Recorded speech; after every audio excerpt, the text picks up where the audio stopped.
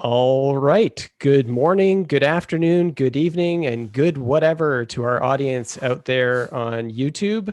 Welcome to our live stream panel here. My name is Sean Courage, and I'm going to be chairing this live panel, which is titled Envirotech at the Intersection of Technology and Nature in Canadian History. We've got three panelists here who are going to be presenting new research from their own research projects that originally had been scheduled to be presented at the annual meeting of the Canadian Historical Association, which was canceled this year. And so they are now bringing this to a worldwide audience of viewers. So I want to start by saying hello and welcome to everyone. And then introduce our panelists. So we are joined this morning by Blake Butler, a PhD candidate from University of Western Ontario, or Western University, whose paper is titled "Go Consult the Snowmaking Machines, Winter and Snowmaking at Whistler-Blackcomb." Our second presenter is Kenny Reilly, who will be starting in the PhD program at Western this fall, and his paper is titled "Disability, Technology, and Seeing the Braille Trail."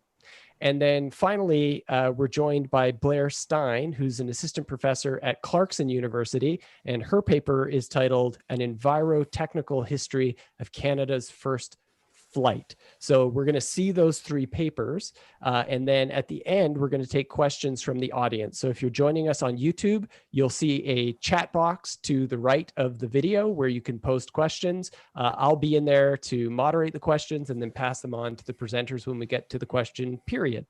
So to begin, I'm going to turn it over to Blake, who's going to give the first presentation. Great. Awesome. Thank you very much. Let me just share my screen.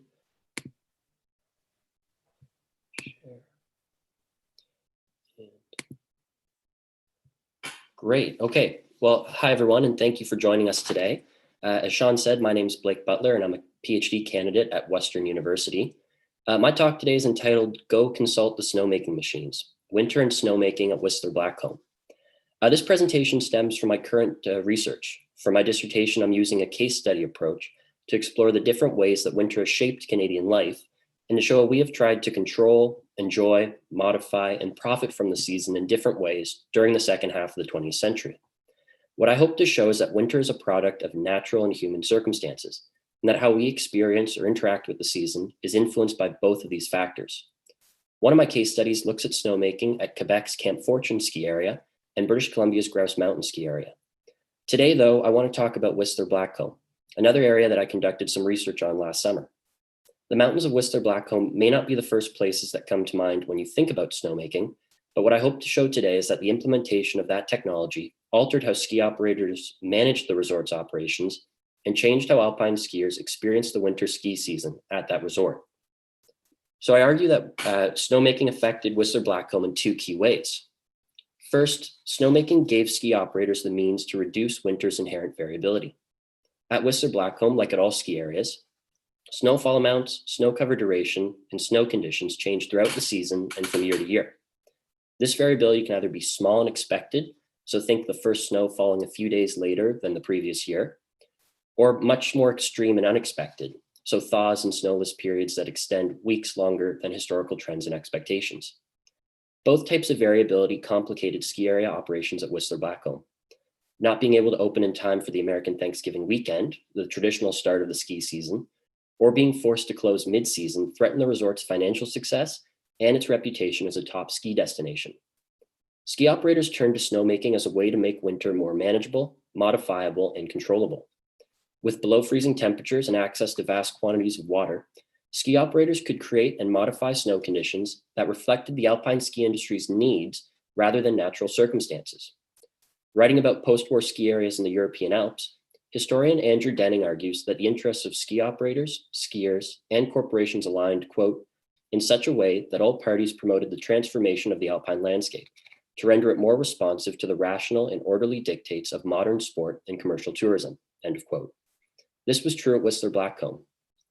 Here, snowmaking was used to moderate nature's irregularities and to create ideal ski conditions. As Denning explains, it gave ski operators the ability to ensure greater snow security and to offset poor natural snow conditions. Now, I'll note that these systems have not always worked when needed. There's a dialectic that exists between nature and snowmaking. As I'll touch on in this talk, and I'm happy to dive into more in the Q&A session, the technology is ineffective when temperatures exceed the freezing point, and prolonged thaws and heavy rains can reduce even the best maintained artificial snow base. But despite these limitations, ski operators still believed that this technology offered them the best insurance against uncooperative winter weather. Secondly, and linked with my first argument, ski operators use snowmaking to bridge what I call the winter snow gap between the resort's upper reaches and its lower elevations. Snow cover duration, precipitation type, and temperature can range widely between a mountain's peak and its base. It was and still is entirely possible to travel from grass and rainy warm weather up to cold snowy weather at Whistler-Blackcomb. When we consider the dominant characteristics that skiers and ski operators associate with a culturally constructed winter ski season, so think snow and cold temperatures, I'd like to advance the idea that through a skier's definition of winter, mountains in fact have multiple winter seasons. The difference comes from elevation. Winter, as I've just outlined, might only last from December to April at a mountain's base, but could extend from October to July at its peak. I use the term winter snow gap here to highlight the differences that exist between these elevations. While these differences are natural parts of Whistler and Blackcomb's mountain environments, they can complicate ski area management. For example, a key question for ski operators was how to bridge these divisions to allow skiers to access and enjoy the upper reaches of the mountain when there was no snow below. Lifts and gondolas initially helped do this, but as I'll explain in this talk, these technologies proved ineffective during periods of extreme variability. Snowmaking offered another solution to the winter snow gap. Under the right conditions, ski operators could create artificial snow on mid and lower elevation runs prior to the first natural snowfall and keep these runs open later in the season. They were able to thus shrink the winter snow gap between the mountain's base and its higher elevations. In doing so, they had the ability to create a new conception of winter and the winter ski season at these mid and lower elevations, one that was longer, snowier, and more skier-friendly than it had previously been. Now, for those of you unfamiliar with Whistler-Blackcomb, the resort is located in BC's coastal mountain range, over 100 kilometers north of Vancouver. The name incorporates both mountains, but in the beginning, the Alpine ski resort was just based on Whistler. The resort opened on January 15, 1966. Whistler was founded by Garibaldi Lifts Limited in an effort to help bring the Winter Olympics to Vancouver. Early advertisements for Whistler boasted about its deep winter snowfalls and long ski seasons. Images like these from Garibaldi's Whistler News showed deep snow-covered landscapes and promoted the idea that Whistler was, quote, the powder capital of Canada. As the caption on the right, or at least my right, indicates, skiers could expect great snow conditions between November through May. Skiing lasted even longer on Whistler's glaciers. Beginning in the late 1960s, the resort hosted an annual training camp on its glaciers in June and July. Now, images like these promoted the idea that Whistler was a skier's paradise and told skiers what type of winter and snow conditions they could expect on the mountain. But the powder capital of Canada only existed along a certain section of Whistler Mountain. Many promotional images, like the ones I've just showed, display the area around the Roundhouse Lodge, located at 1,800 meters above sea level. Indeed, many of Whistler's runs were located above the 1,300 meter mark. Below this point, the mountain did not become skiable until later in the season, and snow melted much earlier in the spring. The start of the 1969-70 ski season offers one example of this. On November 27th, the Vancouver Sun reported that only Whistler's blue and green chairs, where I've indicated on my map there, were open. Quote, the gondola and red chair will be used only for transportation to the Alpine region. They are not yet skiable, end quote. These lower stretches remain closed and unskiable until later that December. Whistler's gondola was an important tool for bridging the mountain's winter snow gap, transporting skiers 600 meters from the parking lot to the mid-mountain. When snow was scarce further down, skiers could use the gondola to return to the parking lot. Waiting to download off the mountain could take hours though, particularly during busy weekends and on holidays. Some skiers actually adopted a mantra called death before download, where they would instead walk off the mountain before ever using the gondola.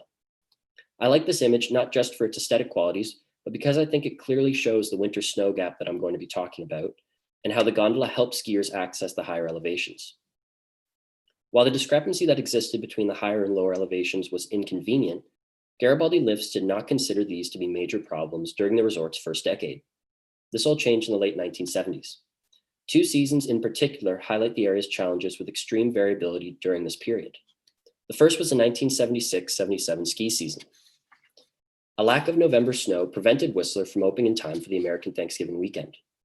Garibaldi lifts opened some of the mountain's higher elevation runs on December 12th, but a lack of skiable snow further down forced skiers to download via the red chair and the gondola. Conditions worsened over the next few weeks, and in fact became so bad that the company closed from mid-January until mid-February. This was the first time the resort had to close the mountain during its 10-year history, in the mid-season, I should say. Looking to bolster its low natural snow base, Garibaldi Lifts borrowed a snowmaking machine from North Vancouver's Grouse Mountain ski area in February. By creating artificial snow near the bottom of the green chair, the company was able to reopen that section of the mountain in mid-February and keep it open until snow conditions improved. While ski conditions did in fact improve by March, the late season start and mid-season closure resulted in serious financial losses for both the resort and associated businesses nearby. The second seasonal highlight was the 1980-81 ski season. At the start of the 1980s, Whistler was one of the largest and most popular ski areas in Western Canada. Looking to take advantage of Whistler's growth, the Aspen Ski Company developed the Blackcomb ski area on the neighboring mountain. Blackcomb officially opened in December 1980. Unfortunately, poor early season snow conditions spoiled the festivities. In mid-December, skiing was confined to Blackcomb's upper reaches, around lifts 3 and 4, as you can see on this trail map. Everything below the top of lift 2 was closed. This posed serious challenges for Blackcomb's management team, as lift 2 was not designed for downloading. The need to do so slowed the movement of skiers up and down the mountain and put considerable strain on the lift system. By mid-January, the area's local newspaper, the Whistler Question, reported that snow conditions were excellent above the 1,400-meter mark, but poor further below, as you can see from these photos of Blackcomb. Conditions became so bad, in fact, that Blackcomb closed for 10 days at the end of January. Pulling a page from Whistler's playbook, Blackcomb borrowed 2 snow guns from Grouse Mountain to make artificial snow near the bottom of lift 3 and the top of lift 2. With these machines, the resort was able to connect skiers to the better high elevation snow. Skiing in Blackcomb's upper reaches remained good for the rest of the season, but a lack of snow further down forced skiers to continue to download off the mountain. As you can see from those previous photos, and from these photos of Whistler a few months later, the contrast between the bottom and top of the mountains was striking that year. These 2 seasons demonstrated Whistler and Blackcomb's snow insecurity, to alter Denning's original phrase. The lack of snow below the mid-mountain reduced the mountain's overall ski terrain, put greater strain on lift equipment, and challenged the notion that either mountain had reliable snow conditions. Seeing how borrowed snowmaking machines had helped before, Whistler invested in an experimental snowmaking system in 1982. This is that image here. Blackcomb followed suit in 1986. Both resorts use these machines to deepen existing snow bases and to improve heavily skied and worn out areas around the base of their mountains.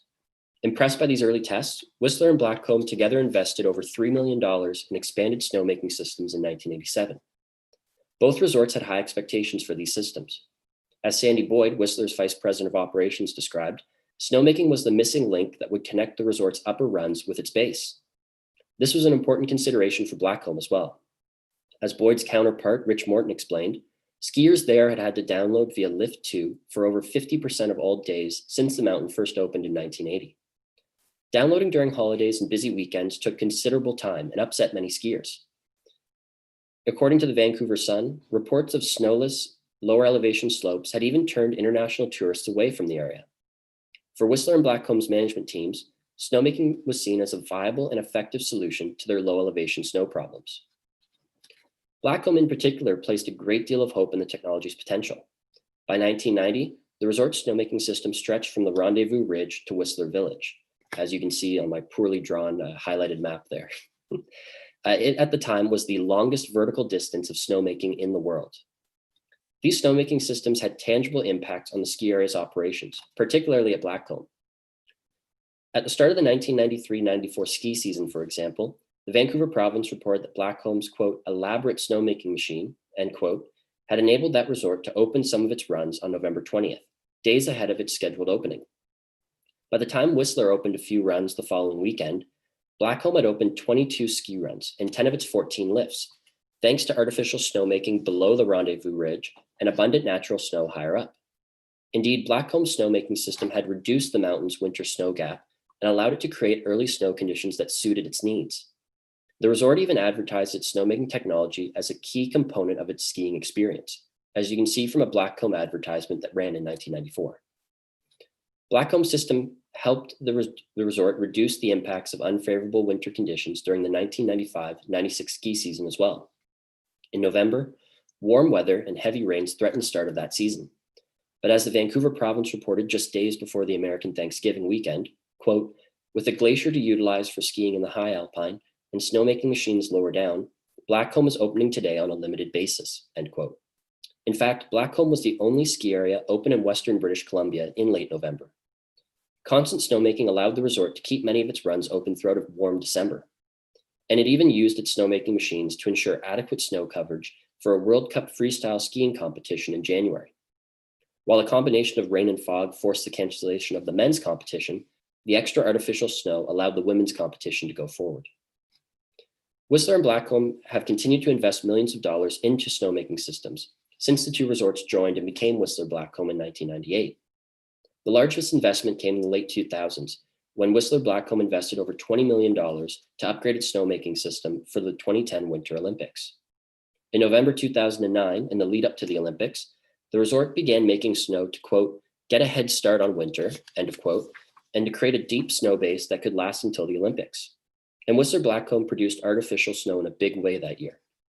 Snowmaking manager Bob Pash reported that the resort was using its 160 snow guns to convert 26 million liters of water into artificial snow each day in November.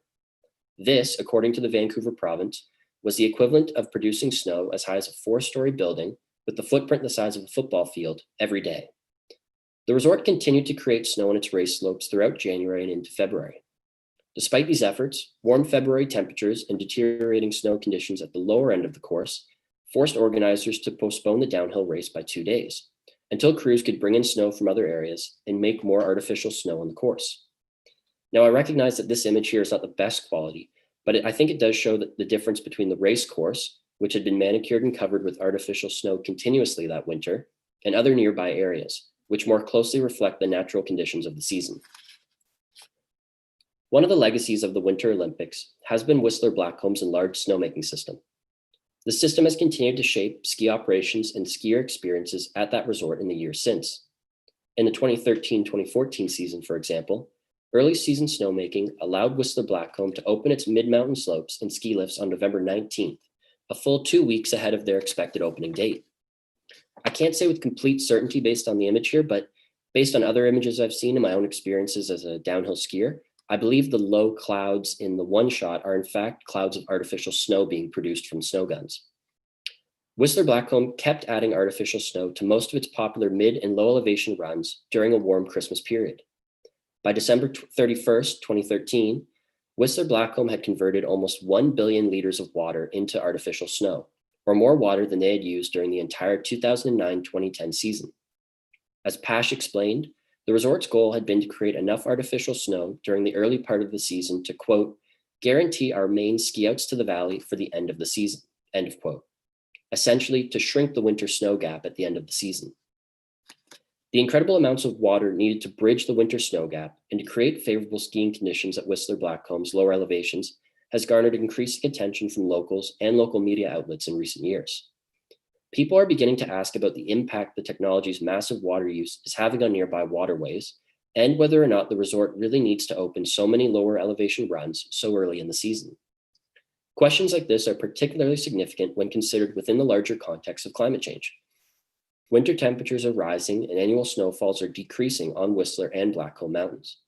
Glaciers on both mountains are also melting faster than ever before. In 2015, the resort explored the feasibility of creating artificial snow on the Horseman Glacier, one of the glaciers that it hosts its summer ski camps on. Whistler-Blackcomb installed 4 snowmaking machines along the glacier's ridge that autumn, as you can see here. While tests like these are highly experimental, there is little doubt that snowmaking will have to expand higher up the mountain if the resort wants to maintain skiable snow conditions in the future. Based on current warming trends, UBC scientist Michael Pidwirny predicts that Whistler's ski season will fall from its current 160-day length to anywhere between 55 to 110 days by 2085. Pidwarney also estimates that by 2085, mean winter temperatures at mid-mountain level will be closer to 0 degrees Celsius, and the annual snowfall will decrease by 25 to 50%. Under these changing conditions, Whistler-Blackcomb will become increasingly reliant on snowmaking. Initially installed to bridge the winter snow gap and to offset unfavorable skiing conditions, snowmaking technology may soon be needed to ensure any skiing at Whistler-Blackcomb at all. Thank you very much.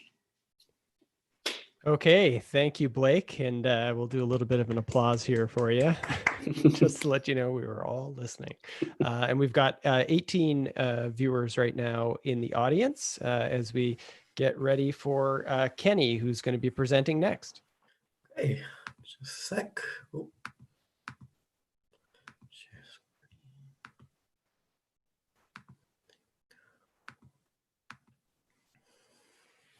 Okay, hi everybody. I'm Kenny Reilly, and my presentation is Disability Technology and Seeing the Braille Trail. So, what would happen if there were a glad acceptance of the sensuous in all forms? If we could rediscover our hands, eyes, and ears, tongues, and noses, and then enjoy them without embarrassment? These questions were at the entrance of the Roaring Fork Braille Trail in Aspen, Colorado, which was a nature trail designed for the blind, which opened in 1967. On a Braille trail, a person would walk down an approved path with ropes on each side and could touch approved trees and plants. They were also encouraged at times to use their sense of taste and to also hear their surroundings. So, by looking at Braille trails, my paper is interested in exploring 3 questions. Who designed these trails? Did these trails successfully accommodate the visitors who are blind? And did the infrastructure technology used in these parks successfully accommodate the blind? I will argue that since it was primarily able-bodied people who designed these spaces, the use of infrastructure technology created an experience that was not always accessible for the blind, and it also made strong assumptions about what blind visitors could and could not handle in a nature trail. Now, any discussion of disability has to include a discussion of technology and how said technology aids in accessibility. As historian Catherine Ott explains in Material Culture, Technology in the Body in Disability History, technology, a kind of material culture, has an especially close relationship with disability in that it both supports daily activities and is often a primary element in defining who is of worth or qualifies as human. And in the case of national parks, we see how technology supports or even does not support certain people in attending these spaces. But little work has addressed disability and technology in the realms of in the lens of the environment, which is unfortunate because analyzing environmental history through the lens of disability promises interesting results, as disability has often been constructed as something that is unnatural, that needs to be accommodated and worked around. And in fact, nature is actually full of differences that we do not see as a disability. For example, species of salamanders have lived in caves for so long that they either have limited vision or are born without sight, or a tree that grows in a different way that it normally would have. All these different, so disability about these trees and these other species are not constructed as being disabled, and so therefore disability is constructed. And although scholars in the environmental humanities have explored this dichotomy between wild and built environments for several years, few have analyzed wild and built environments through the field of disability studies. This examination of Braille trails showcases examples of built environments being used to create a quote-unquote authentic experience with the natural environment. My paper will show how assistive technologies such as ramps, Braille posts, and even cassette recorders that were used on these nature trails to help people who are blind reflected an able-bodied interpretation of nature and of who belonged in these spaces. So, Roaring Fork Braille Trail which opened in 1967, was the first Braille trail in the United States. And this was located in White River National Forest. The trail had 23 posts written in Braille and had nylon cords on each side to keep visitors on a designated path. Dr. Alfred Etter, a conservationist who wrote the Braille text, and Robert B. Lewis, a high school biology teacher who designed the trail, spent over a year designing the space, and the trail was met with a warm reception. And they believed that in the wake of disability activists pushing for more accessible spaces, that other parks would follow suit and design other similar trails. And they were right. On July 15th, 1968, with help from the Columbia Lighthouse for the Blind, a nonprofit organization for the blind and visually impaired population in Washington, D.C., the second Braille Trail in the United States opened in the National Arboretum. And this nature trail, they invited three students from a blind school to tour the trail, and for them to give a review to local newspapers about their experiences. Now, on these nature trails, you see there are ropes here, ropes on each side, guiding them down a path. And you see that the students are allowed to interact with plants, such as this man here. He's feeling the leaves while also smelling them. And this man here, Wilkinson, he is trying to learn about the size and age of a tree by trying to wrap himself around the tree. And here Anna Felipe is feeling the bark of the tree while having her hand on the text written in Braille that tells her information about the tree. And so on these Braille trails, there was a style of learning that heavily emphasized the usage of the body. And it was interesting in promoting these nature trails. Reporters took many photographs of these trails, which I found particularly interesting, because if these trails are designed for either the fully blind or the partially blind, it seems interesting to use a medium like photography that is all about sight to promote these trails. And several of these reports emphasized that Braille trails allowed people to, quote unquote, see nature. We see here blind hikers get to see forest on nature trail. We see a man here putting his hands on the see part of the touch and see nature trail post. And here, this photo of Anna Felipe talking about how the blind youths now being able to see the new nature trail. And I found this interesting because these photographs of these Braille trails, they still kind of show how the nature and the environment was still being heavily constructed as something that is primarily seen, and not normally as something that is felt, smelt, or heard, or even tasted. And this was so this promotion. So even the promotion of these nature trails was done in a way that reflected an able-bodied interpretation of the environment. And while the nature trail in DC was well received, it was not perfect. Anna Felipe, she felt that some Braille posts were oversimplified and insulting to her intelligence. She noted that several of the posts were reminding her photosynthesis over and over again, which she said that she was drilled on about over and over again in school. And other visitors felt that some of the posts were not clear on which trees and shrubs they should touch. Other parks experimented with using cassette recorders on nature trails. So a person could carry a cassette recorder with them that would contain information on trees, plants, and animals. And some of these parks also experimented with recordings of animals in place of using actual animals at the site, while others even used stuffed animals for blind visitors to interact with. And other issues that arise on these nature trails was that many blind visitors felt that they were being coddled by all the infrastructure technology in the park.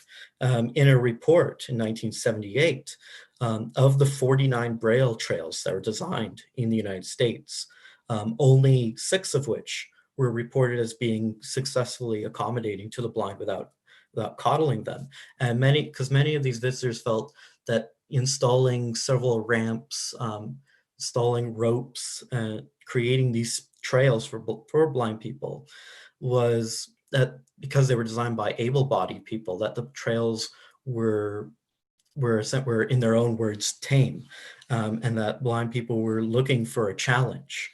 And because these trails emphasize people interacting with plant life, parks were also dealing with a high turnover of plants because people sometimes would pull them off from the ground.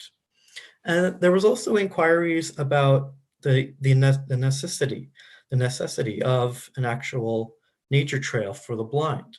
There was Mr. J. Simmons, a recreation coordinator for the Canadian National Institute for the Blind in Toronto, thought that it was unnecessary to provide a specific trail for blind people, since he said it would be a rare occasion when a blind person would visit an interpretive facility unaccompanied by a sighted person.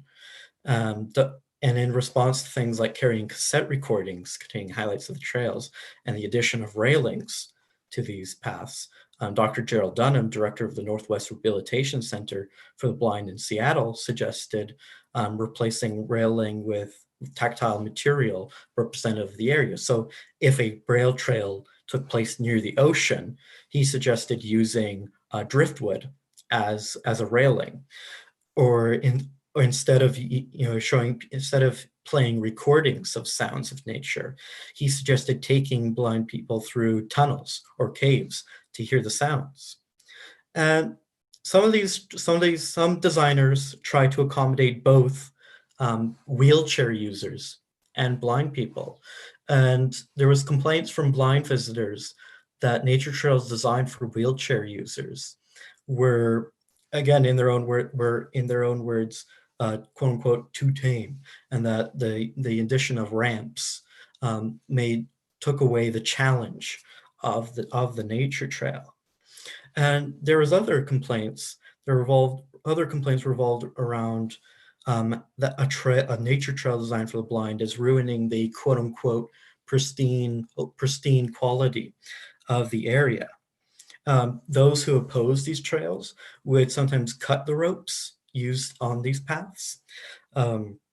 There was also graffiti on Braille posts that was fairly common, and there was members of park services that had concerns that were part of larger discussions on making a park accessible versus maintaining the quote-unquote pristine wilderness of an area.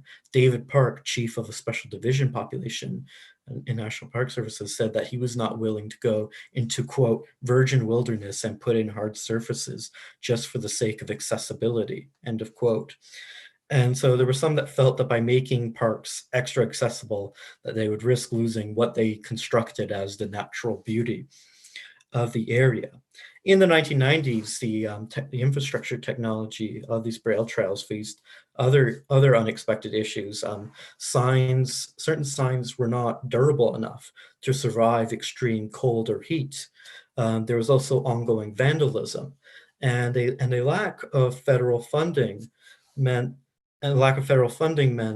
that there was a lack of maintenance on the few remaining Braille trails. And some of these Braille trails, they still exist, but they rely heavily on volunteer work for maintenance. So in conclusion, Braille trails showcase this ambiguity between built environments and natural environments. And they also demonstrate that, that built environment, and that these built environments and natural environments haven't always been restricted to like urban spaces.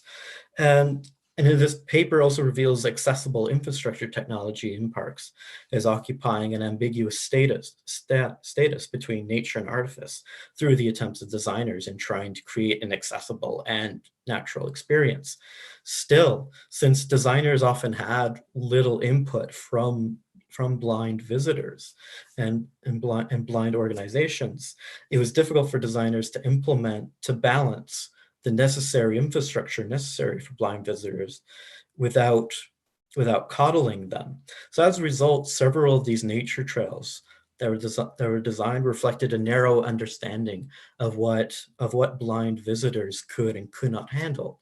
So if you're looking for an area near you, I recommend checking out this link here that has a list of all the current Braille trails that exist in the United States.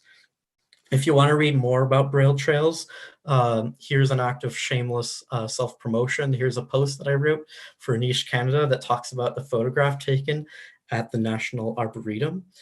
Beyond that, I hope you enjoyed this presentation. And I want to say thank you to my co-panelists.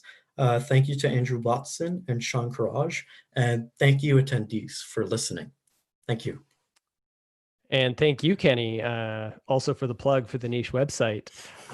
There's a reference for a book waiting for you in the chat room on the YouTube chat if you want to take a look at that. And for viewers, we've got our last presenter coming up. And so you can start posting your questions into the chat room. There's a little bit of a lag between when we're speaking and when it shows up on the live stream. So if you start posting your questions before the end of the last presentation, we'll have them ready for the question period.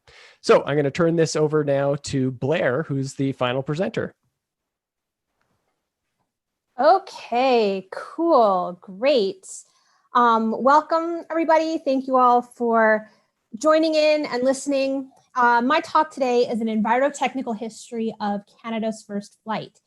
And even though this is something that took place over 100 years ago, I'm going to start with a personal story. I mean, I'm old, but I'm not that old. On the 23rd of February, 2009, I was a tour guide at the Canada Aviation and Space Museum. And it was a huge day for us.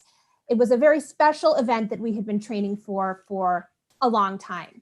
The 100th anniversary of controlled powered flight in Canada. My station for the day was at the huge rotating model of the Silver Dart, the first airplane to make a flight in Canada, that sits still at the front of the museum near the visitor's entrance. I was given a large magnetic puzzle of the painting you can see on my slide that was made of the Silver Dart at mid-century by Canadian aviation painter Robert Bradford.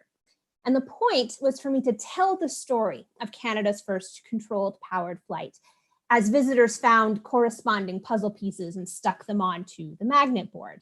The picture on my slide I took on my lunch break on February 23rd, 2009. So that's not me, but you can still see what the station looked like. The story I told was the story of a cold, late February day in Bedeque, Nova Scotia, with brisk winds that picked up over the course of the afternoon. The ice of the Brador Lake, the largest, flattest surface available, was clean and clear, and allegedly the entire town showed up to watch the Silver Dart, which was being flown by a young local pilot, make its maiden voyage.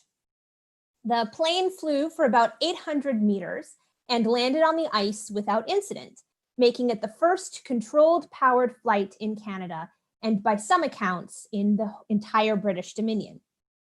So I'm going to do two things with this historical story today. First, I'm going to tell it to you because the way the story has been told is in and of itself worth noting.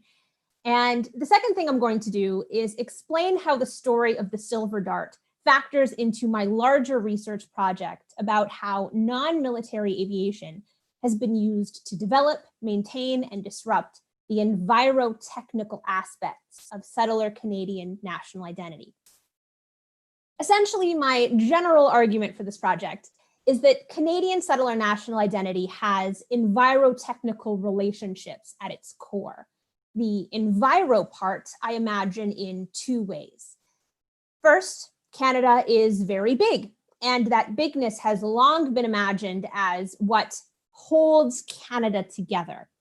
Second, ever since there has been European settlement in what we currently call Canada, the country has been imagined as being an extremely cold, wintry place, as Blake hinted at in his talk. This is a byproduct of Enlightenment-era climate sciences, in which environments and the types of civilizations that were believed to be suited to those environments were linked. 19th century Canadian settlers had a stake in imagining themselves as a cold weather people, because it helped them construct themselves as something separate from temperate Britain and tropical, believe it or not, United States. Now, the technical part of Envirotechnical in this case refers to the networks of long-distance communications infrastructures that appear necessary to govern and operate in such a big place with such alleged climatic barriers to mobility. Traditionally, in Canadian historical scholarship, this has taken the form of discourse about trains. We love trains in Canada. We love them so much, but also occasionally things like telecommunications, broadcasting, and freighting. This is what communications scholar Maurice Charland has called technological nationalism in his work in the 1980s. Now, I see the relationship between the bigness and winteriness on the one hand and the technologies used to make sense of that bigness and winteriness on the other as the ruling paradox of settler Canadian national identity. It's a paradox because the more the bigness and coldness get transcended by technological systems, the less resonant they become as symbols. For example, Canada is very big, certainly, but currently Blake is in Vancouver, Kenny is in Calgary, Sean is in Toronto, and I'm in Northern New York State, and we're all communicating instantaneously on these environmental history topics. And as Blake has just argued, winter is a construction. And aviation especially really reveals this paradox because of how effectively it manipulates space and time. By space, I mean bigness, and by time, I mean seasons. And also how aviation has been constructed from its very earliest days as a technology deeply embedded in particular Canadian environments. Historians Marion Cronin, Lisa Piper, and Jonathan Vance have all addressed how bush flying in the 1920s and 1930s was a way that Canadian aviation and Canadian nation building reinforced one another. Airplanes were used to survey mineral-rich regions of northern Canada and to supply the burgeoning extraction communities that sprung up there. So it seemed as though the settler colonial ethos of development in Canada required airplanes, and that airplanes were a technology uniquely suited to the challenges of existing just at the margins of geographic possibility, as Canada appears to.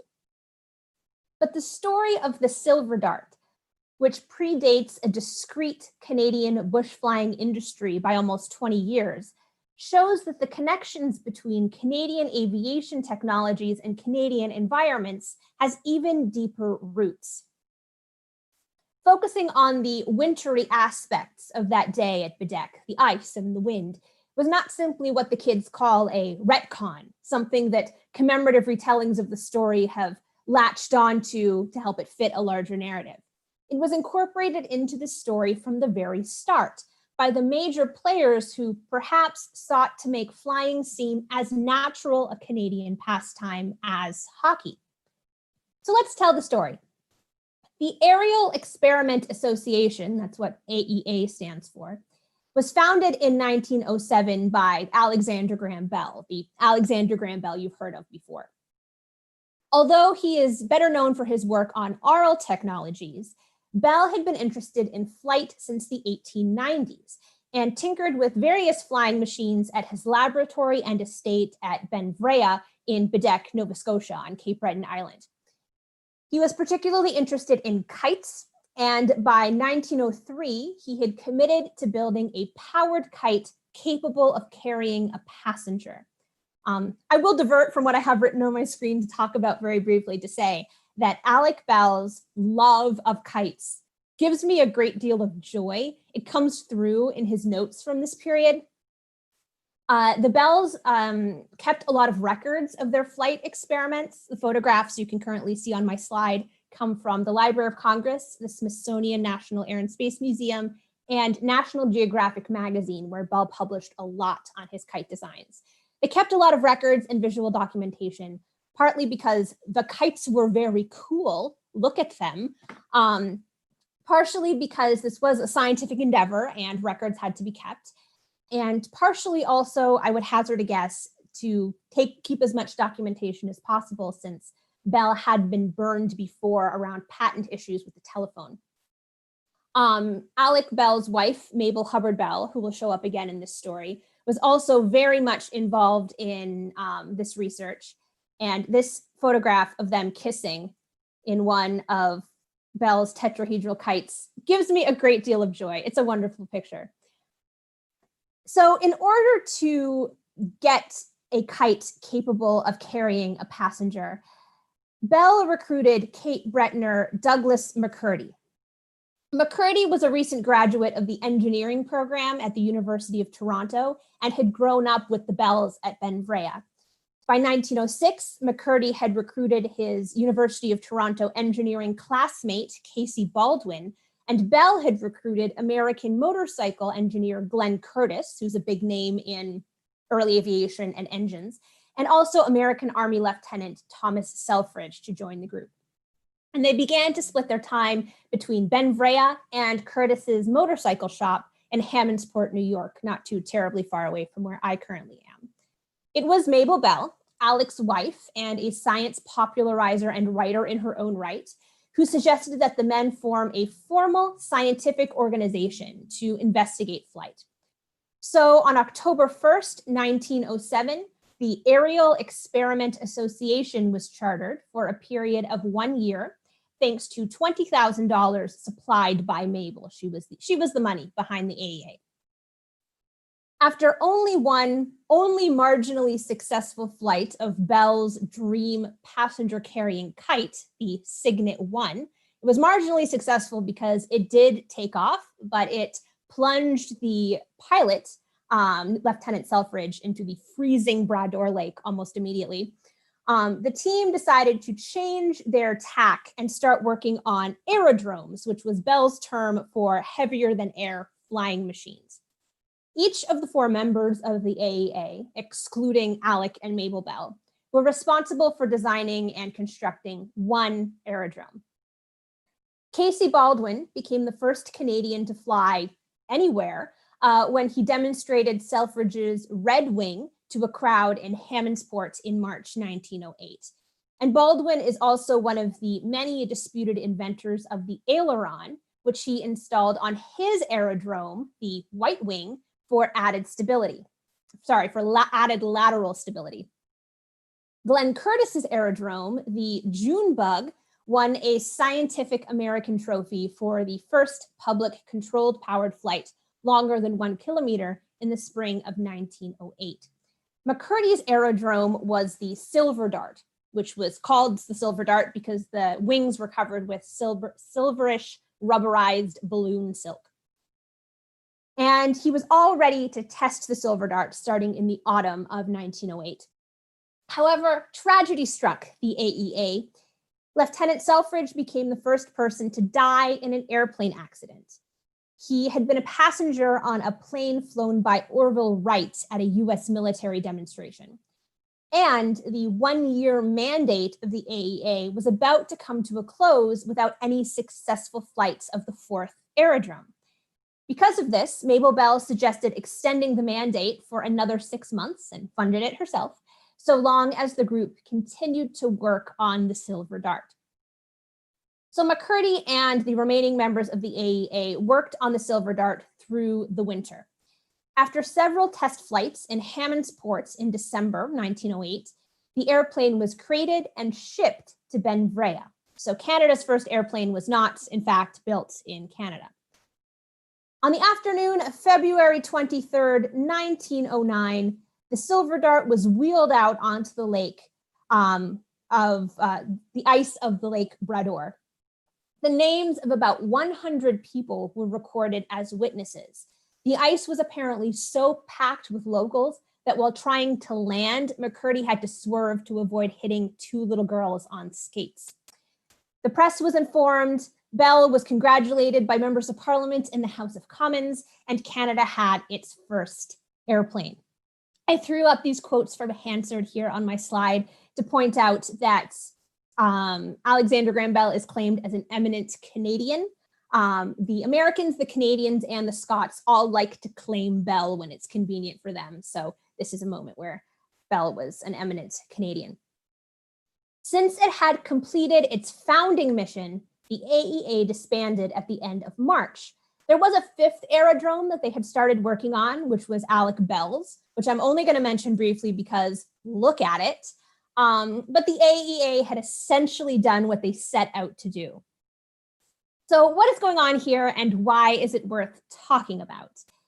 First of all, this event has received very little attention from academic historians. The main treatment of the Bells' activities at BDEC is a technical history from the 1960s, which is out of print and has been locked in my office since March. So I'm doing some of this from memory.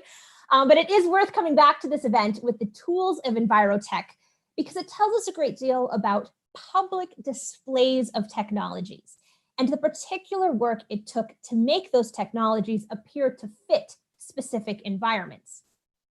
The AEA made a point of deliberately staging their demonstration flights, and the Bells more or less controlled the narrative of the Silver Dart and its activities at Benbrea.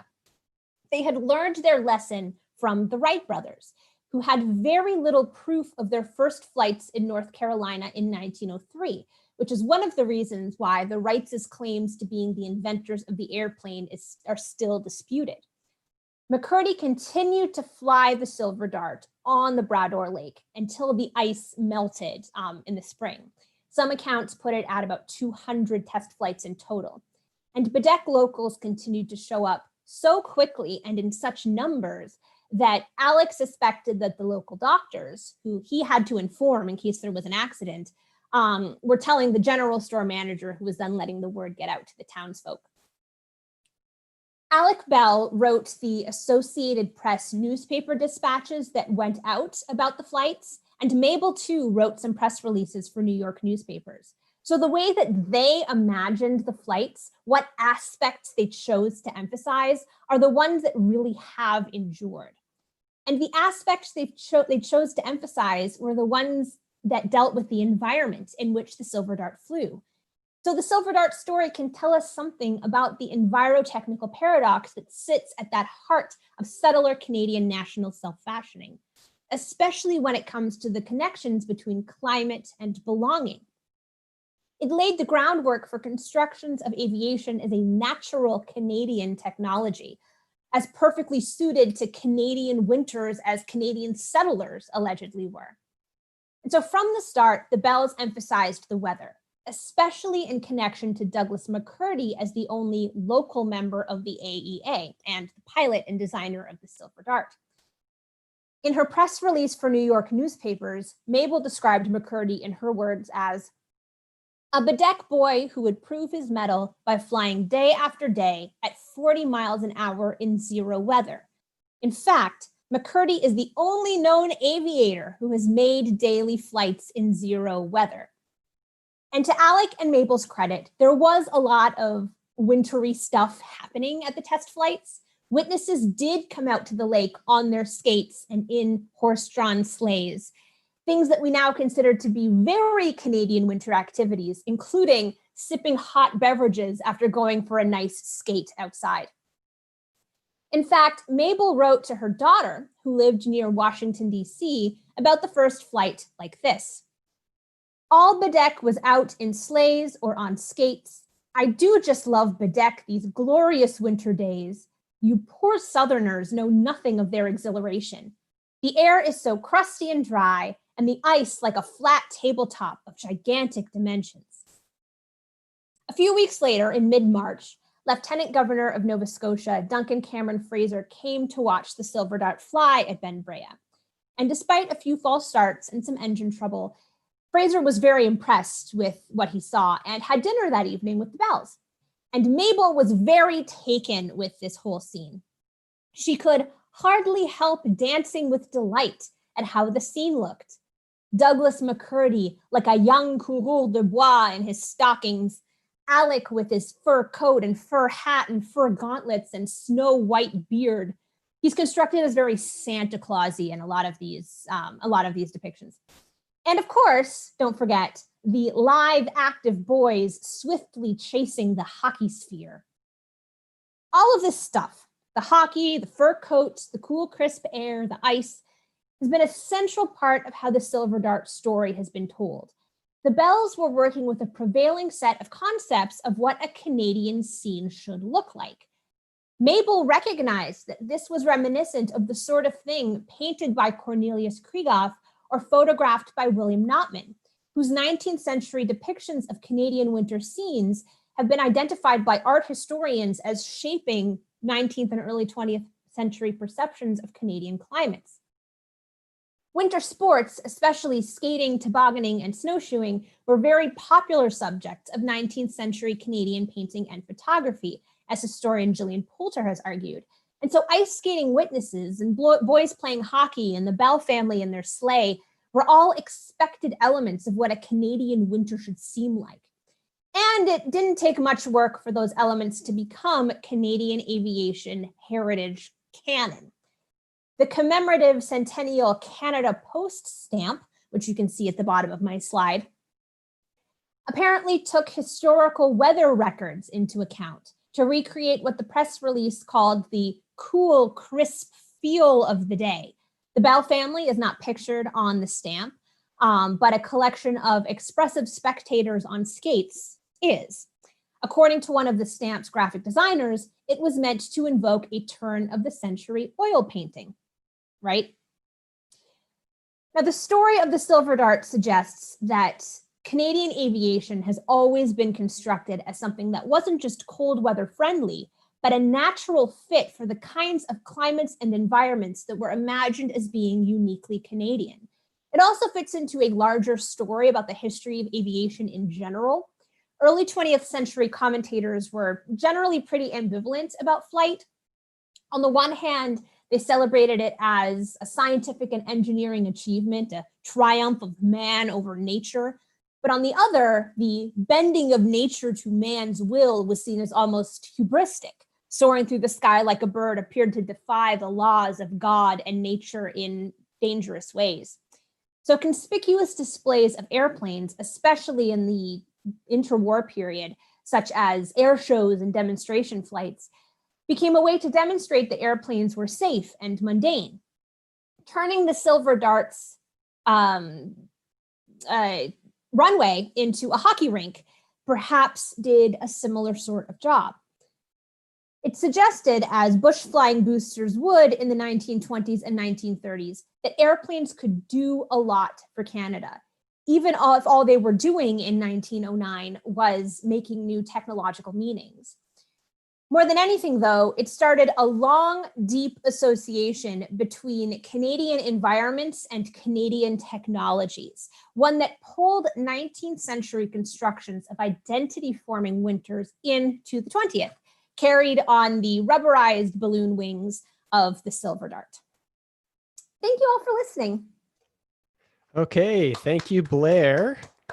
And thank you to all the presenters. We've now got time for some Q&A and some discussion. So we'll have a mix of specific questions for the presenters, and then I've got some questions as well, some specific and maybe some a little bit broader that everybody might be able to jump in on about Envirotech. So I'm going to start with our audience, who was very cooperative and was posting some questions in advance. So we'll have them here. So I've got a question here from Lauren Archer, who asks, for Blake, I was wondering if such massive snowmaking efforts have resulted in any impacts to the surrounding landscape. That's a lot of displaced water. I had the same question. Yeah, no, that's a great question. Thank you. Something I didn't get into with the talk, but I think I can post or share the link with Sean, who can maybe share it with everyone on the YouTube stream, is that when the first snowmaking machine was borrowed from Grouse Mountain at Whistler in 1977, I actually spoke with two of the former ski patrollers who installed that machine, and they describe how they actually used explosives that you would use for avalanche control to blast a reservoir into the Fitzsimmons Creek. And they've written about that experience a little bit, so I'm not divulging anything that's under secret. But essentially, since then, because you do need so much water, as I talk about in my talk, they've had to build these massive reservoirs at Whistler-Blackcomb. So in doing so, they have altered the mountain landscape in some ways. In terms of afterwards, the water runoff, so in the spring when the water then returns, or the snow then returns to water, I'm not sure exactly what the impact is. I'm pretty sure at Whistler and Blackcomb that the water returns to the same waterways from which it was taken, so it stays within that watershed. But I know at other resorts, especially in the United States, water rights issues have been really important there and been fought over in courts. Because if water is used on a mountain, let's say, and it flows off the back slope or a different slope and enters into a different stream or into a different waterway, how does that affect both of those streams, and not just the human populations that rely on the water, but also the non-human species that rely on that water as well. So, and maybe I'll also pull the question here from Will Knight, which is on a similar topic for Blake about, he was asking about which rivers and lakes the water is coming from, which you've answered a little bit here, but he was wondering if there are current conflicts about water use on Whistler-Blackcomb, and if there are, what they center on, what are the values that come into conflict when you're dealing with artificial snow and water? So I'll start with that the first part of the question. I'm pretty sure that they still draw from Fitzsimmons Creek. And I believe Fitzsimmons Creek is the creek that runs actually between the two mountains. In terms of the second part of the question there, in terms of how that affects, sorry, Sean, the question was how it affects afterwards, the water use affects the human population nearby? I guess it's just a question about any potential conflict. Is it about runoff? Yeah. Is it about access to water and use of that water? It's actually quite interesting that in Canada, and even at Whistler-Blackcomb, but really most Canadian resorts that I've looked into even a little bit, it's really not talked about that much. The water rights issues and claims about where the water's going are quite big in the United States. But in Canada, I've yet to find anything where a conservation group or a local community has brought a legal case against a ski resort. And I mean, if any of the viewers know of any cases like that, I'd very much appreciate hearing from them. But at Whistler-Blackcomb, it's only quite recently, and by recently, I mean probably the last 5 or 6 years, that they've really started to become more aware of the water issues. Partly because, I mean, as I mentioned in my talk, after the Olympics, now they have such a large system and are using so much water. But because of climate change, people are really starting to think now about the impacts that's going to have long term. But nothing aside from that, no. Okay, so I'm going to continue to keep an eye on the chat for more questions, but in the meantime, I've got one for Blair. So Blair, I think I like the way that your presentation concludes with those images of the plain above the kind of snow-covered hills and the frozen lake as naturalizing the technology within a sort of Canadian-looking environment. So is the issue that you see in terms of the relationship between airplanes, nationalism, and the environment is that these technologies facilitated a large transcontinental nation state. But do you think that there was an anxiety that meant that nation state was unnatural, that it could only be created or sustained by these artificial interventions? Yes is the short answer. Yes and no is the real historian's answer. That incommensurability doesn't really appear in the discourse that I found until the middle part of the 20th century, because it wasn't really possible to fly transcontinentally until after the Second World War in any meaningful way. Yes, it was possible. You had to piece together various things, but it really wasn't until the creation of Trans-Canada Airlines, which for probably the folks in the chat know that that's what most of my research is on, that it was possible to go transcontinental with airmail, with passengers, with supplies. So really until the Second World War, aviation was imagined as a nation building tool in Canada that was very much connected to Canadian northernness. A lot of the sort of scholarship on the mining communities in northern Canada engage with bush flying in some way, that carrying people, supplies, mail, and medicines to these isolated extraction towns in the Canadian subarctic was the only way to get needed things to these Canadian places. So the artificiality of the transcontinental nation doesn't show up in aviation discourse until about mid-century. And one of the things I sort of tackle in my larger work is that when it's just trains making Canada a transcontinental nation, it's very easy to celebrate. But there's something about aviation that I'm still trying to tease out in my own work that makes it much, much harder to kind of unquestioningly celebrate both the bigness and the transcendence of that bigness. We've got another question on Blair's paper here. This comes from Ellen Caldwell. She says, Ellen. thank you. And she says, you mentioned what the Bells chose to emphasize about Canada and flight. What sort of things did they omit, and how might that have changed the narrative? That is an excellent question, Ellen. And this is something that I've been thinking about a little bit. As you all probably know, my research is mostly sort of mid to late 20th century. So I'm still kind of learning how Canada operated in the early 20th. But I did notice that in a lot of the discourse, first of all, the American members of the AEA were completely left out. Curtis does not show up in any of the celebratory hoo-ha that came out after the first little while. And of course, Selfridge had already been dead for 6 months. I did sort of touch on a little bit Bell as being claimed as Canadian, which is part of that creating, naturalizing aviation in Canada as well. I did notice that a lot of the technical aspects of the Silver Dart were sort of only selectively emphasized by the Bells in their accounts. Mabel was very technically well educated. She knew how all the airplanes worked, but her press releases were much more literary in terms of how they described the day, as you saw in the small excerpts that I put in my slides. Alex's dispatches were a little more technical, but still not so technical that a layperson couldn't understand them.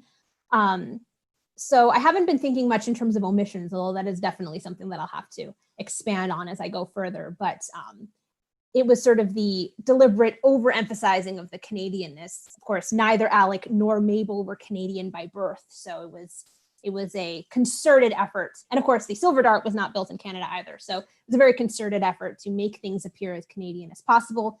And emphasizing the environment was perhaps the easiest way to do that. Okay.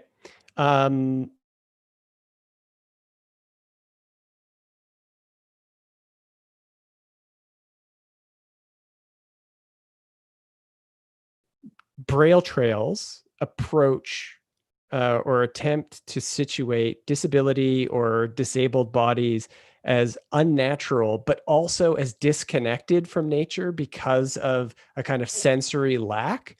And so did sighted people see technology as a way of bridging the gap, while blind people felt that the technological interventions were making their experiences with nature less authentic? Oh, by the way, Sean, I think you went out for a little bit, for a few seconds. Oh, sorry. I don't think I caught all of the question. Okay, I'll try again a little bit quicker. Were the Braille trails sort of situating disability and disabled bodies as unnatural, but also as bodies disconnected from nature because of a disconnect from sight? And so for sighted people, was this a way of bridging that disconnection? And for blind people, did the technology make the experience less authentic? Yeah, so for sighted people, it was promoted for sighted people as definitely helping those who are blind, as in, like it was, we see in reports, helping them see these sites and seeing these sites, and the creation of these spaces solely for blind people was heralded as a generous offer for blind people, and for blind visitors, because many of them, because they have many of them felt that the trail was made less authentic because certain parks, for example, would have blind people interact with stuffed animals and to pet them in order to learn about the animals' properties, and with things like cassette recorders, and that they often complain that, again, along with it being oversimplified, like issues of the cassette tape skipping and any information not being all that clear. But there were those who did support these trails. They often made blind visitors made comments that the trail helped them understand the meaning of words like slimy, chilly, like winter, summer, so on and so forth. But as a whole, I would say that for blind visitors, they felt that the trail was less authentic. For sighted people, it was heralded at the promotion of it was heralded as an example of generosity of able-bodied people.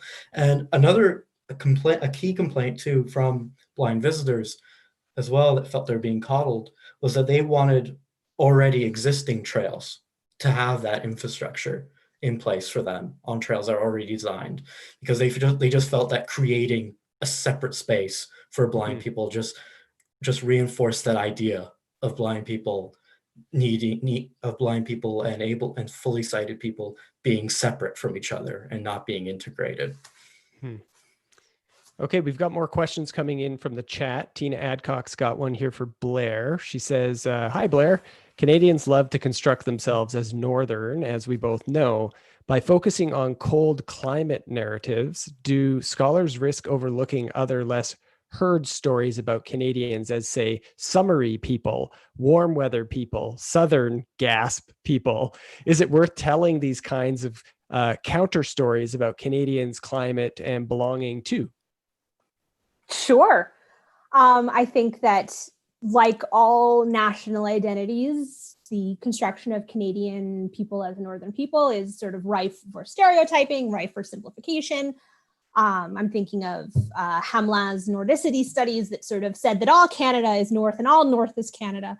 But that doesn't mean that other sorts of stories aren't interesting too. I mean, there's been some wonderful work that we're all familiar with on cottage vacations in summer times and things of that nature. But what I think is really kind of vital in these early constructions of Canadian aviation is that they were cold weather technologies designed to be, both literally and kind of in their promotional materials. When you get up to 30,000 feet, it's just as cold if you're over the equator as you are if you're over the Arctic Circle.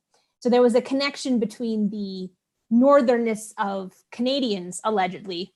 I'm from Eastern Ontario. It's not that cold. And the cold weather abilities of the machines, because it's always cold when you're up in the sky.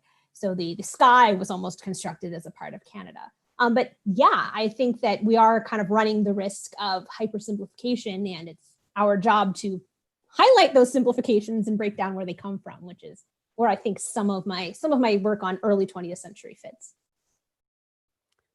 Okay, something sort of occurred to me when I was listening to Blake's presentation about the snow machines, because I'm familiar with Blair's work on aviation and some of her thinking around technology and time.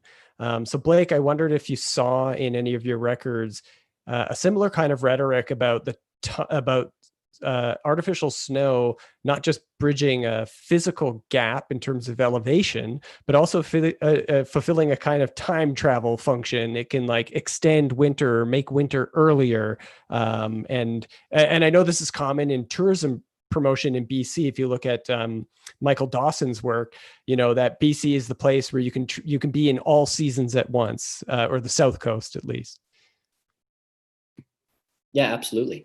And for Whistler-Blackcomb, this is not part of my dissertation, but I mean, again, this was some research that I did last summer. And for Whistler-Blackcomb in particular, that winter snow gap and the elevation, or the differences of winter over elevation, were kind of particular to Whistler-Blackcomb, and I'd say to larger mountains in general. But for the two other ski areas I look at, so Camp Fortune, which is in Quebec, and Grouse Mountain, which is here in British Columbia, Both of those, in terms of the actual elevation of their ski runs from top to bottom, is actually quite small.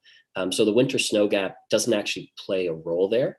But in promotional material for both ski areas, and even in interviews from ski operators at those resorts, expanding the temporalities of winter was actually a main consideration, and not just expanding the temporalities, but kind of fixing them as well. So, for example, I talked about with Whistler-Blackcomb how the American Thanksgiving weekend was the traditional start. So in a place like Camp Fortune, which is just north of Ottawa, just about a 20-minute drive from Ottawa, there the ski season usually started kind of in the end of November, beginning of December. But before snowmaking, it went back and forth, and it changed depending on when the first snow came. But once they installed snowmaking, as long as they had cold enough temperatures, they began saying every year, like, we're going to guarantee skiing this Saturday. Like, you can come out this Saturday for sure. And actually, during the period that I look at from the 1950s through the 1970s at Camp Fortune, the CFL weekend becomes the new traditional start of winter, essentially, if you're a skier. Basically, almost every year from 1958 through to 72, skiing in the Grey Cup of line. So there's this new cultural attachment to winter too. You see that, CFL weekend. Okay, I know I got to get my skis because I know that winter is starting now. And again, extending the timeline on the back end as well. Trying to create this idea that winter is a little more predictable, a little more, I suppose you could say, guaranteeable, although I guess that's not a word. But the temporal considerations were really important there. And, to take a more, critical approach to looking at it too, there's financial incentives for that. The longer that you can make winter, the longer you can have your ski resort open, the more money you can make.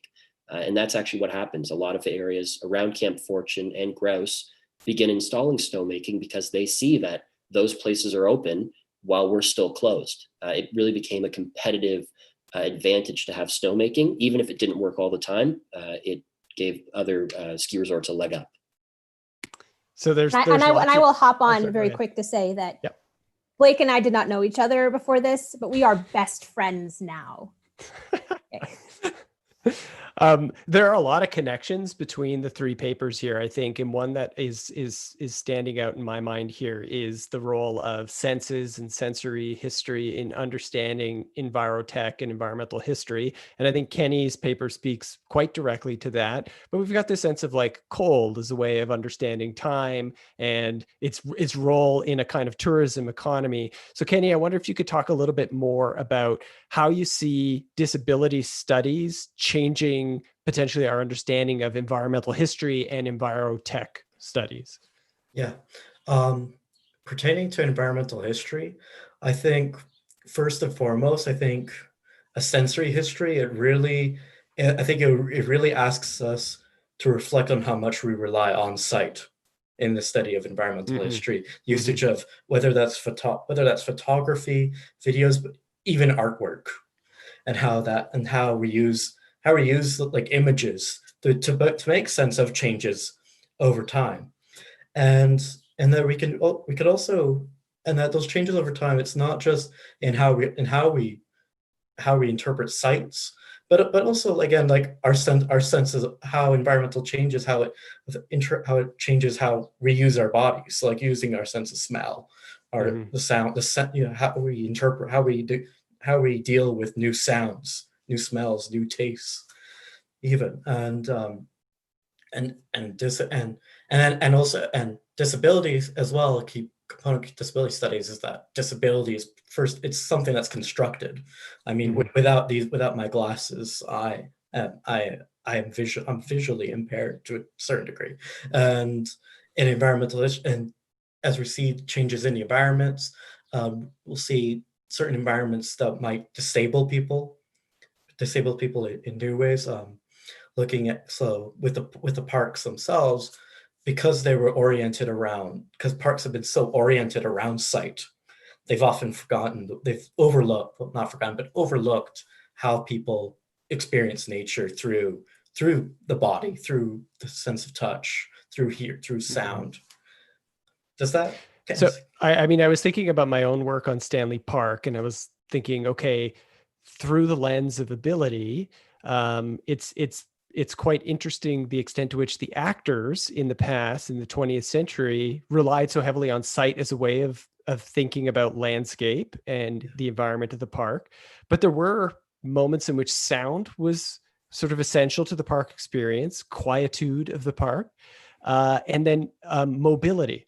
So to some extent, like a trail in a park is a technology that facilitates a disability of humans and their ability to traverse landscapes like parks. So, mobility in Stanley Park is an issue today as they're fighting over the roadway in the park, and whether it'll be 2 lanes of traffic or 1 lane of traffic. But in the 19th century, building that first road was sort of key to addressing the sort of universal human disability of not being able to walk through the park because the environment was too dense with bush and trees and rocks.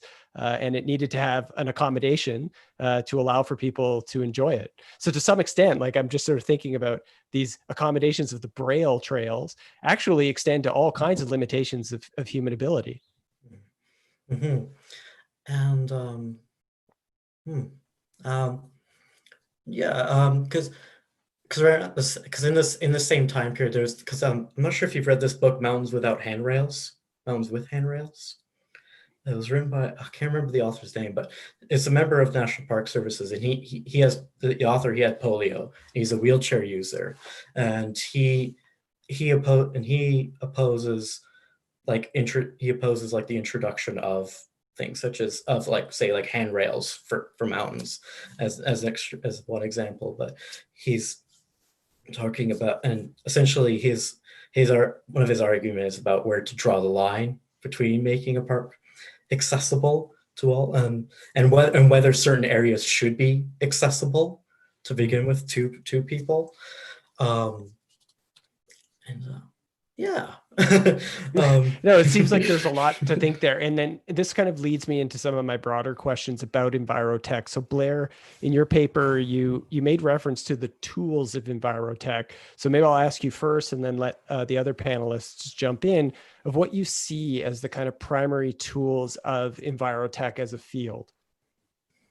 Oh, that's a PhD comps kind of question. not what I was expecting on a Friday afternoon, but okay.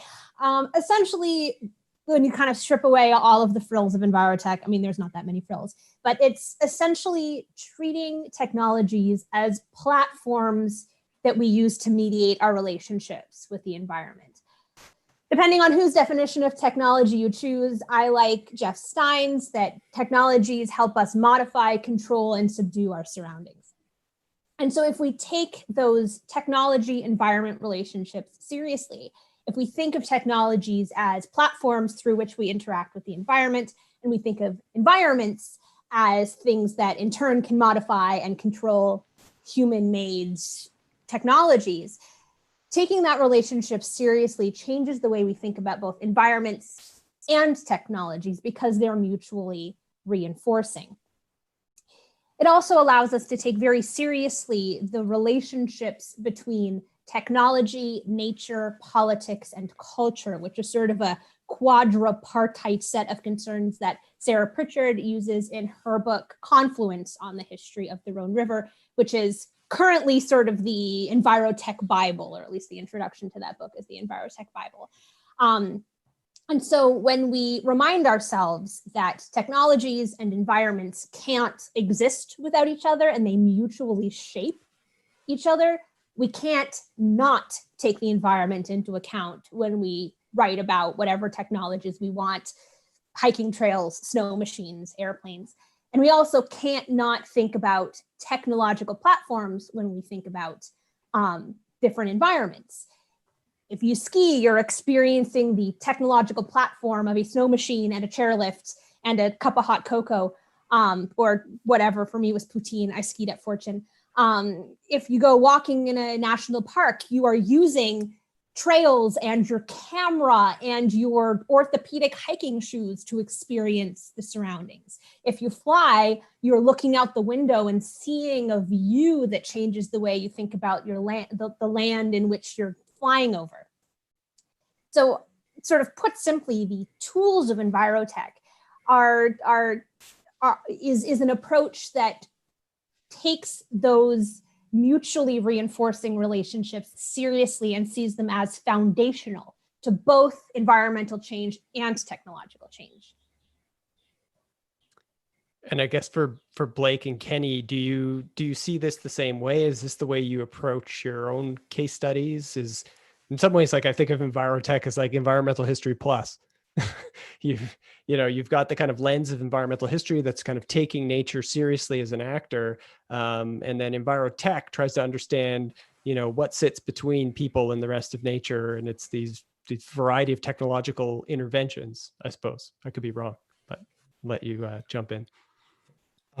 Yeah, I would say like a connection I was just thinking of in regards to Blair and Blake's presentation and mine is the role of Envirotech in community building with nations as well. In Blair's case, you have the airplane of technological nationalism in regards to airplanes being constructed as a wintertime activity, or in Blake's presentation, the use of snowmaking technology to perpetuate the winter season, and for people to go skiing as well. In mine, you see technology being used to determine who does belong and who doesn't belong in certain spaces as well, and also that and in my paper as well, like the usage of technology to promote, I guess, nationalism, the technological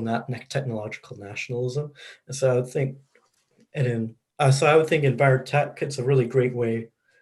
It's a really great way to think about inclusion and exclusion within a nation state. Yeah.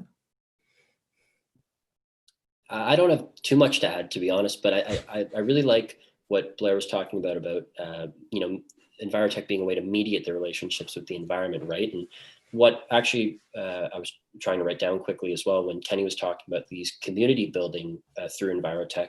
It's also really interesting when you think about what we consider, when you look at some of the case studies that we've talked about here today, what is considered natural and what is not considered natural or part of the environment kind of blends into those communities, right? So I think of, again, skiing. I grew up skiing in Western New York, and snowmaking machines were a natural part of the skiing environment. Like that was, it was not uncommon to hear those machines going all day and to ski on snow that was part natural and part artificial or man-made or human-made, pardon me.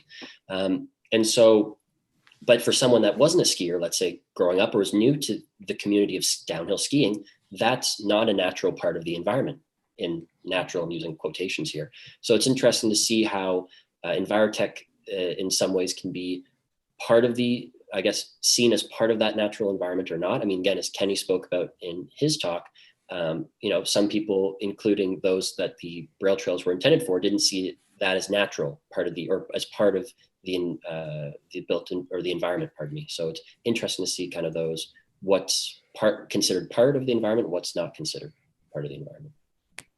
Well, I'll just read one last comment here from the chat, which is for Blair. Hey, Blair, I think you just aced your Friday noon comps. So maybe that's a good place to stop. That's very nice to say. Thank you, anonymous commentator. Oh, that was Will Knight. Thanks, Will. A big thanks to all the presenters here. Thank you, Blake. Thank you, Kenny. And thank you, Blair. And thank you to our audience out there on the internet. That brings the session to a close. For those of you who are still with us, you can find out more about Canadian environmental history research over on the Niche website at niche-canada.org. And you can get news about the next time we do a live stream event. So thank you, everybody, for joining us. And we'll see you on the next stream. And thank you, Sean, for hosting us today.